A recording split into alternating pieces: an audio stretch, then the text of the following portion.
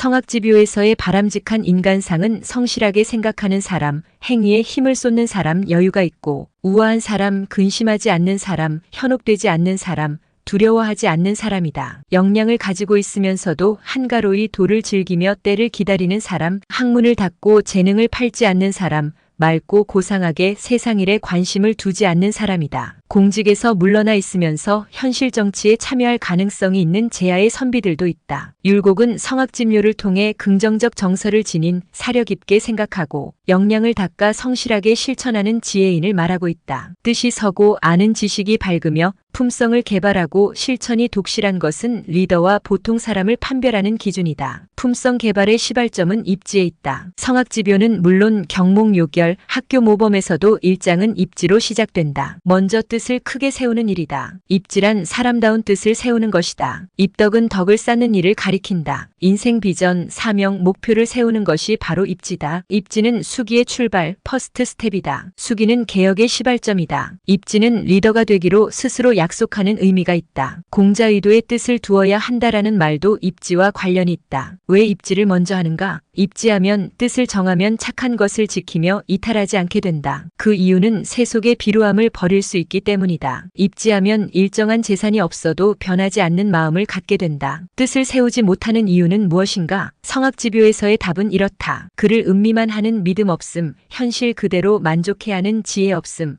앞으로 나아가지 못하는 용기 없음에 있다. 믿음 없음, 지혜 없음, 용기 없음의 낡은 습관을 개선하면 입지할 수 있다. 리더십 개발은 입지한 후 혁구습으로부터 시작한다. 혁구습은 자신의 낡고 나쁜 습관을 파악해서 뿌리조차도 제거하는 일이다. 혁구습은 인생 사명을 정한 후 해야 할 가장 중요한 일로서 시간 관리를 하기 전에 낡은 습관을 제거함을 말한다. 스티븐 코비의 성공을 위한 7가지 습관, 폴 마이어의 효과적인 개인 리더십에서도 찾아볼 수 없는 내용이다. 경몽요결, 학교 모범, 은병정사 학교, 문헌서원 학교에는 난폭하여 다투는 일, 남을 원망하여 분노하는 일, 실없이 농담하며 가볍게 떠드는 일 등 유아, 아동이 특히 삼가야 할 준칙들이 적혀 있다. 16세기 율곡이 황해도 해주 산남에 세운 은병정사에서도 유희나 잡담을 하지 않는 것이 규칙이었다. 리더가 낡은 관습에 얽매이지 않아야 하는 이유는 무엇인가? 리더가 낡은 관습에서 벗어나 변화하면 구성원에게는 역할 모델 효과를 주고 집단에는 조직 응집력을 강화해준다. 응집력은 긍정적으로 그룹 창의성과 관련된다. 자신의 욕구나 동기, 목표, 정서, 정체성, 가치, 역량 등을 파악하는 자기인식, 자기지각의 과정이 뒷받침되면 보다 입지가 쉬워진다. 자기인식은 자신의 심리적 상태를 스스로 관찰하고 분석하는 자기성찰법 내성법을 통해서 반성하는 것이다. 자기인식은 자기 명료성과 자기 확실성을 필요로 한다. 자기인식과 자기 성찰을 바탕으로 학문의 설계도 계획서를 세우는 일이 입지다. 율곡의 학문의 프레임은 중용에서 언급된 조화로움과 올바름을 지키는 진실로 그 중심을 잡는 세계의 근본 원리를 지키는 윤집걸중이다. 윤집걸중이란 진실로 그 중도를 가진다는 의미다. 언행과 마음가짐이 치우침 없이 올바른 상태를 이룬 것을 뜻한다. 덧붙이면 천하의 도는 중,